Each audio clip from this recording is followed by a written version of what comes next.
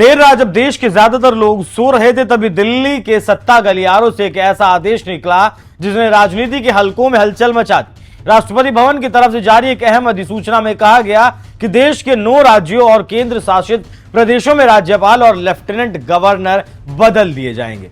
इन नियुक्तियों में सबसे ज्यादा चर्चा जिस नाम की हो रही है वो है लेफ्टिनेंट जनरल सैयद अता हसनैन, क्योंकि उन्हें बिहार का नया राज्यपाल बनाया गया है। मतलब यह है कि अब बिहार के राजभवन में एक ऐसे व्यक्ति की एंट्री हुई है जिसने लगभग 40 साल भारतीय सेना में बिताए, आतंकवाद के खिलाफ ऑपरेशन चलाए और कश्मीर की जटिल परिस्थितियों में सेना की कमान भी संभाली। लेकिन सवाल सिर्फ इतना नहीं कि बिहार को नया राज्यपाल मिल गया, सवाल यह कि आखिर अचानक इतने बड़े पैमाने पर राज्यपालों की अदला बदली क्यों की गई।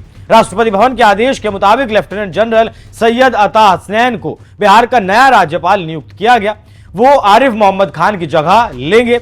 आरिफ मोहम्मद खान ने पिछले साल 2 जनवरी को बिहार के राज्यपाल का पद संभाला था। उनका कार्यकाल अब खत्म हो चुका था। इससे पहले आरिफ मोहम्मद खान केरल के राज्यपाल थे और केरल से मोदी शाह बिहार लेकर आए थे और चुनाव हो जाने के बाद अब उन्हें हटाकर नए शख्स को बिठा दिया गया। और इसी को कहा जा रहा है कि आखिरकार काम होने के बाद मोदी शाह ने आरिफ से पीछे छुड़ा लिया और अब एक सैनिक अधिकारी को ताकत देकर दूसरा काम कराया जाएगा।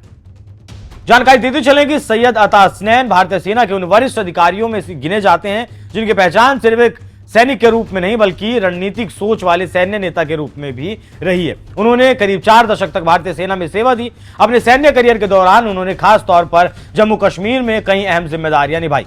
साल 2012 से 2014 के बीच वो श्रीनगर में तैनात 15 कोर यानी चिनार कोर के कमांडर है। ये वही कोर है जो कश्मीर घाटी में आतंकवाद विरोधी अभियानों की कमान संभालती है। उस दौर में घाटी में सुरक्षा हालात बेहद संवेदनशील थे, लेकिन हसनैन की रणनीति सिर्फ सैन्य कार्रवाई तक सीमित नहीं थी। उन्होंने एक नई सोच को आगे बढ़ाया, हार्ट्स एंड माइंड स्ट्रेटजी, मतलब लोगों का दिल जीतने की रणनीति। हसनैन का मानना था कि सिर्फ बंदूक से आतंकवाद खत्म नहीं किया जा सकता, इसके लिए जरूरी है कि स्थानीय लोगों का भरोसा जीता जाए। इसी सोच के तहत उनके नेतृत्व में सेना ने कई सामाजिक पहल शुरू की जिसका नतीजा शानदार रहा। इसी वजह से हसनैन को सेना के भीतर ही नहीं बल्कि रणनीतिक हलकों में भी काफी सम्मान मिला। रिटायरमेंट के बाद भी सक्रिय भूमिका रही। सेना से सेवानिवृत्त होने के बाद भी सैयद अता हसनैन सार्वजनिक जीवन से दूर नहीं हुए। सरकार ने उन्हें राष्ट्रीय आपदा प्रबंधन प्राधिकरण का सदस्य बना दिया। यह संस्था देश में आपदा प्रबंधन की नीतियां तय करती है और बड़े संकटों से निपटने की